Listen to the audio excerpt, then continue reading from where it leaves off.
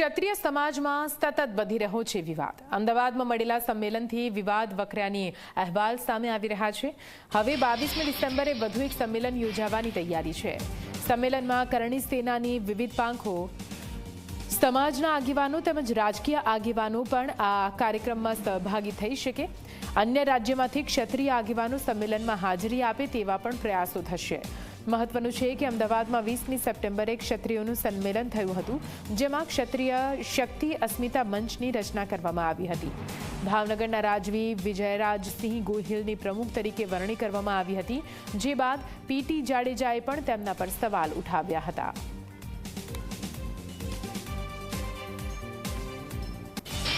તો અમદાવાદમાં થયેલા સંમેલન સમયે સ્ટેજ પર જગ્યા ન મળતા હોબાળો કરનાર પદ્મિનીબા વાડા ફરી એકવાર સામે આવ્યા।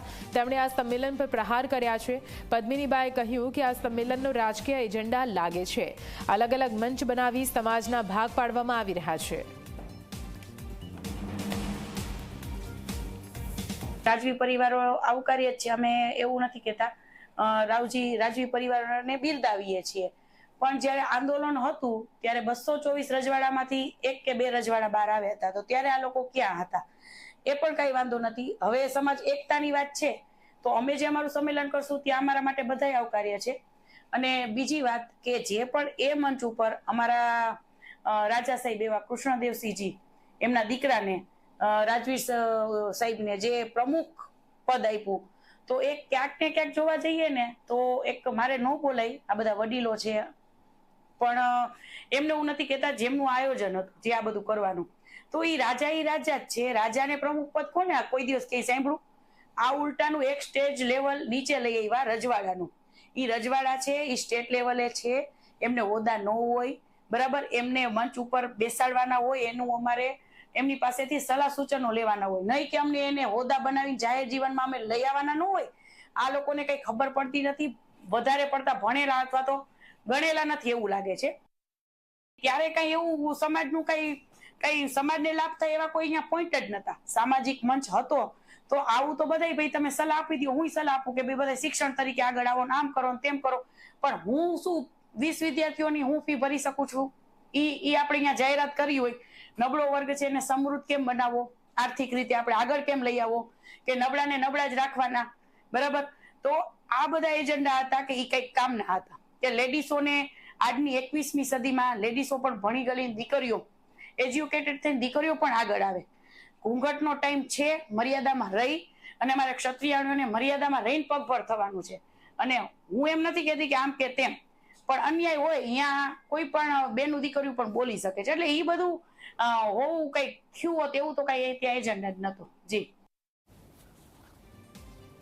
આપણી સાથે વધુ વાત કરવા માટે ક્ષત્રિય આગેવાન અર્જુનસિંહ ગોહિલ જોડાઈ ગયા છે। અર્જુનસિંહજી, સ્વાગત છે આપનું ઝી 24 કલાકમાં। અમદાવાદમાં આપનો કાર્યક્રમ યોજાવા જઈ રહ્યો છે, જો કે પદ્મિનીબા દ્વારા ઘણા સવાલો પણ ઉઠાવવામાં આવ્યા છે, ઘણા પ્રહાર પણ કર્યા છે, તો આ મામલે આપની પ્રતિક્રિયા? હવે એમનો પ્રોગ્રામ કોઈ પણ કરી શકે, પ્રોગ્રામ કરવાની કોઈને ના હોતી નથી।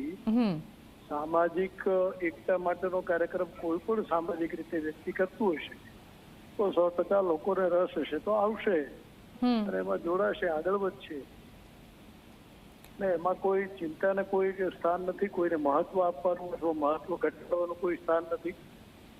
ઘણી સમસ્યાઓ છે, સમસ્યાનો ઉકેલ કોઈ સંમેલન કરવું એ ઉકેલ નથી હોતો। એટલે તમે એકતાની વાત કરો છો, પણ આ એકતાની જગ્યાએ એવું લાગે કે સમાજમાં બે ફાંટા પડી રહ્યા છે એવા પ્રહાર છે, એટલા માટે પૂછવું પડે સાહેબ। ના, એમાં એવું છે, આપ સમજો છો રાજ શેખાવતભાઈ સાથે મારા મિત્રતા છે, પણ 2 કરણી સેના છે। એક કરણી સેના રાષ્ટ્રીય કરણી સેના છે, એક રાષ્ટ્રીય રાજપૂત કરણી સેના છે। આ બંને અલગ છે, બંને સાથે નથી, એટલે એકબીજા રીતે પોતાનું અલગ પોતે સ્ટેન્ડ ઊભું કરતા હોય તો હવે એમાં કોઈ કઈ નથી। સમાજ આની અંદર સમાજના કોઈ ભાગલા થતા જ નથી અને સમાજ આમાં ક્યાંય આવતો જ નથી। આ તો એક એમને અલગ સ્ટેન્ડ પોતે બનાવવાની વાત છે અથવા અલગ વ્યવસ્થા કરવાની વાત છે। આની અંદર ક્યાંય સમાજના ભાગલા અથવા સમાજના ટુકડા થાય જેવી કોઈ વાત બરાબર। જી અર્જુનભાઈ, આપણી સાથે જોડાયેલા રહેજો। આપણી સાથે પદ્મિનીબા પણ જોડાઈ ગયા છે। પદ્મિનીબા, આપનું પણ સ્વાગત છે ઝી 24 કલાકમાં।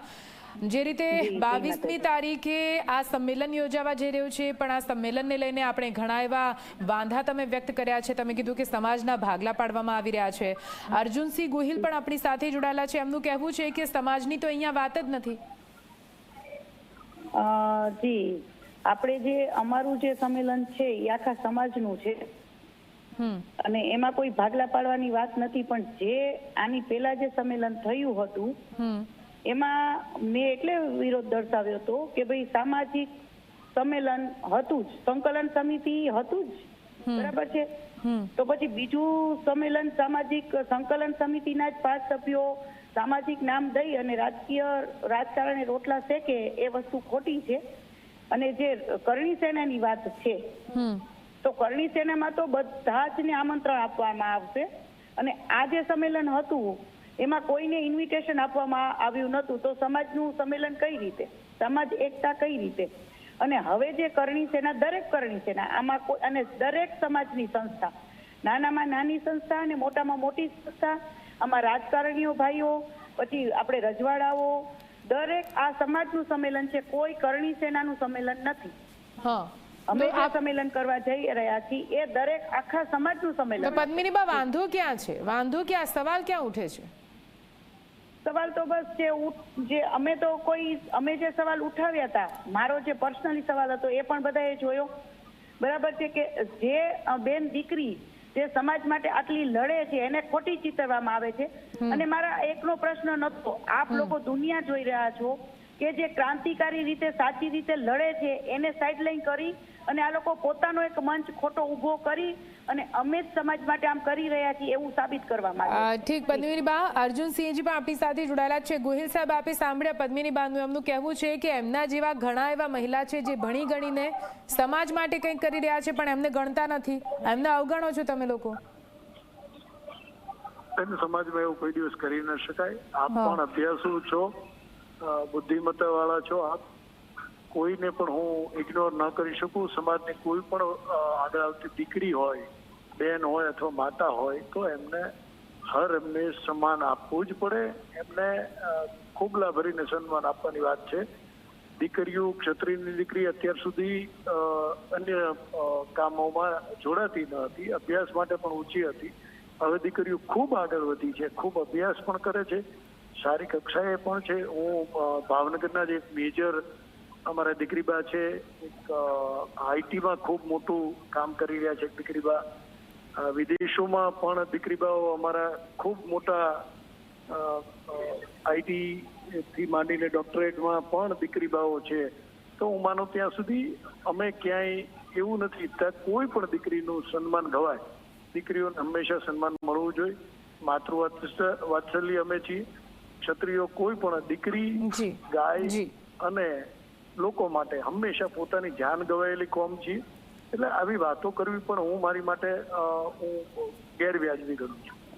ઠીક છે, આ બંનેનો ખૂબ ખૂબ આભાર. અમારી સાથે સમય કાઢીને વાત કરી. આપને જણાવી દઈએ, જે રીતે અમદાવાદમાં સંમેલન થયું અને તેને લઈને પદ્મિનીબાએ સવાલ ઉઠાવ્યા છે. જો કે આગામી સમયમાં પણ હજુ એક સંમેલન થવા જઈ રહ્યું છે, તેને લઈને પણ હવે શું કંઈ નવો વિવાદ આવે છે કે કેમ તે જોવાનું રહેશે.